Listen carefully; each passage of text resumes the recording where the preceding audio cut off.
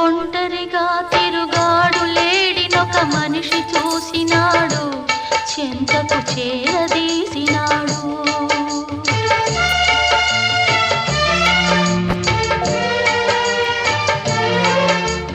అభమో శుభమో తెలియని లేడి అతనిని నమ్మింది, తన హృదయం పరిచింది.